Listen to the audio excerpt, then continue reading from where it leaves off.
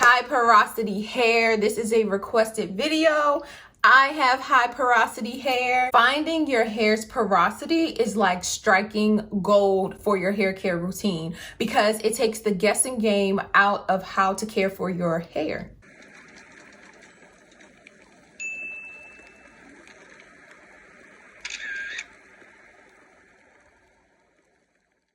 Hey guys, welcome back to my channel. If you are new here, I am April Sunny. On this channel, we discuss hair care, skin care, we chit chat, and there's makeup sprinkled in there. So if you have an interest in those topics, definitely subscribe to the channel, join the community. And while you're at it, don't forget to hit the notification bell to be notified each and every time a video is posted, as well as giving this video a thumbs up if you've enjoyed it. So let's get started. I choose to look at my high porosity hair as a gift because I can always find ways to try and lay that cuticle down. Finding your hair's porosity is like striking gold for your hair care routine because it takes the guessing game out of how to care for your hair. So your strands are considered high porosity when your cuticle layer is lifted. This is my strand, this is my cuticle layer, right? So this flat, ain't nothing getting through it, is low porosity. Slightly lifted like that is normal. And then lifted cuticles is high porosity. That's what we're working with today. Some characteristics of high porosity hair is when your hair appears really dull, it's frizzy, it's prone to breakage. It just appears damaged. Most often, but not always, high porosity hair is caused by chemical treatments such as relaxers, bleaching, over manipulation of your hair, overuse of heat styling. Say you didn't get the color that you want, and then you're going back in with another color over that, and you're lifting and depositing, and then you're heat styling again, and then you're just constantly manipulating your hair. That will raise your cuticle as well. So your hair will appear dull, frizzy, dry, and damaged.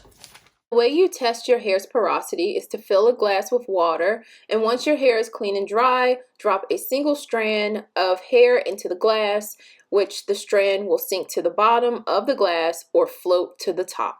Okay. High porosity hair needs protein.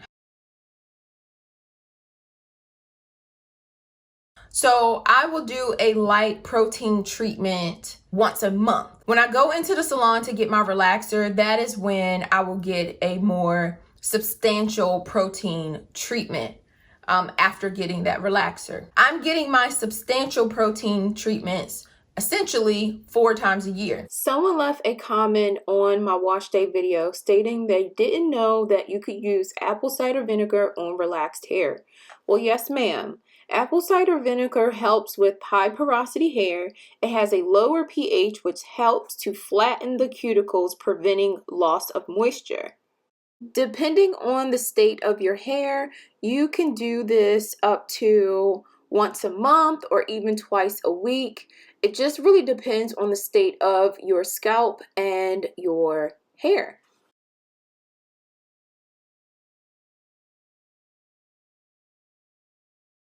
Whenever you wash your hair, use a hydrating hair mask. When you rinse the hydrating mask out, rinse it out on cool or cold water. The cold water actually really helps lay that cuticle layer a little bit flatter, and by laying it flatter and your hair is moisturized, it'll reflect the sun, your hair will look shinier, your hair will look healthier. Something that simple will make such a huge difference. I try and make sure I do the right thing by my high porosity hair by laying those cuticles as flat as I can. Okay. Also, never skip a deep conditioner, period. Even if you don't have the money for a deep conditioner, because I was just at Target and them deep conditioners are every bit of $17, $18, $19, $22, $25. Okay, if you don't have the money but your hair responds well to Aussie Moist, get the 3-minute miracle. Leave it in there as long as you need to leave it in there for your hair to be moisturized. I have left it in my hair for a good 10 to 15 minutes, sometimes even 20 minutes. to get the results that I'm looking for. Yeah, I think this at Target, I think it was only like $3.99 or something like that. Whether you're relaxed or natural, this, I have not heard any complaints about this. So if it works for your hair, go pick this up. And then also to try and get that cuticle layer to lay, use products that are in the 4.5 or 5.5 pH range.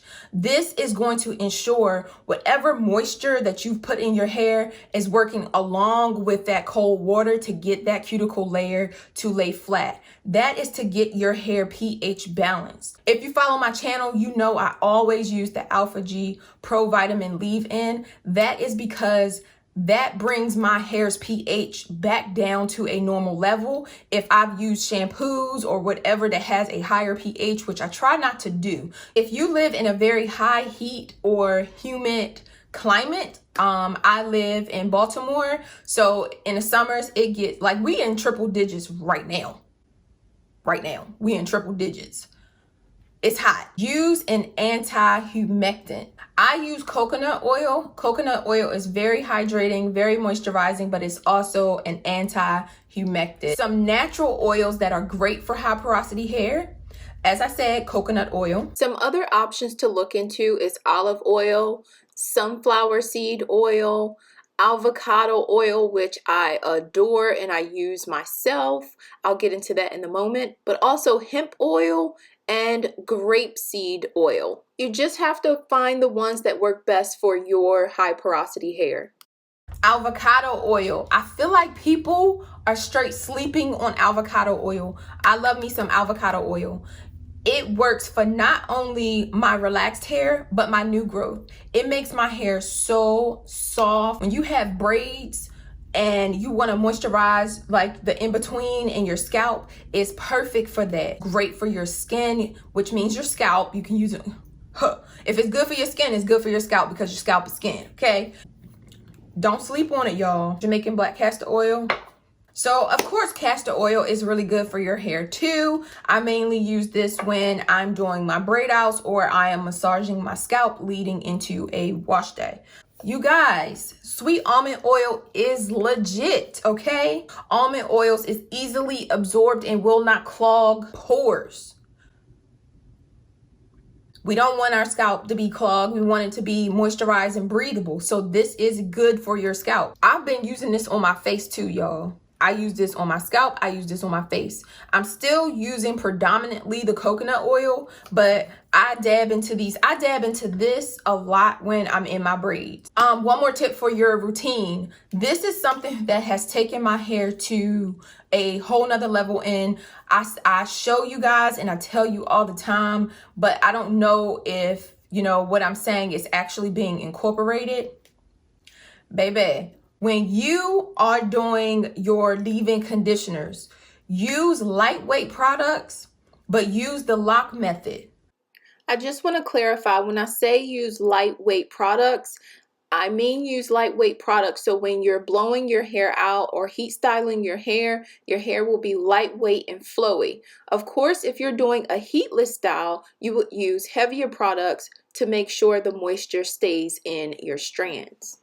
I'm telling you, the lock method will keep moisture in your hair that entire first week. So the only thing you would have to do is put a little lightweight oil here and there, you know, just for, you know, shine and moisture in the morning, just to, you know, kind of wake your hair up. But as far as having to keep putting moisture in your hair, you're not going to have to do that. Well, y'all know the lock method is liquid oil cream, okay? But the way I use it is liquid cream oil, and I only use the liquid cream oil when I'm doing my braid out. I'll use an oil for my braid out.